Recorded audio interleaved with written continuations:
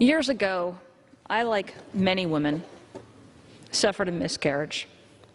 I should have been able to hold my son in my arms, but that was not God's plan. Years later, I still grieve that loss.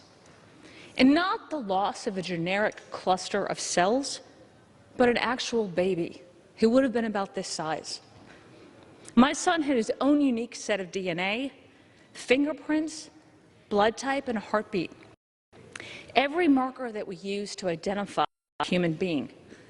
Pregnancy is difficult on a policy and a personal level, but to deny that a child growing inside a woman is more than an inconvenience is to ignore the value of life. Losing a child changed who I was, and is the same for most women. And we can't pretend that this loss doesn't have lifelong consequences. And instead of promoting ways for women to end their pregnancies, we should be helping expectant mothers find the medical, emotional, and financial support they need. But that's never been the Democrats' focus. The party that claims to protect women is actively supporting policies that devalue the lives of women and children across the globe.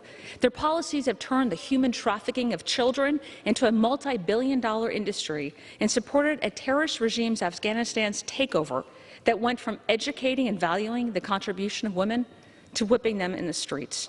This bill is called the Women's Health Protection Act, but make no mistake, no woman is protected under this bill. Rather, it authorizes killing for the sake of convenience. Innocent human lives are either valued or they're not. This bill is merely another example of the dehumanizing policy platform the Democrats have adopted. America is founded on the protection of life. As a Texas woman, a mother, an American, I encourage the chamber to reject this barbaric bill and embrace life. I yield back.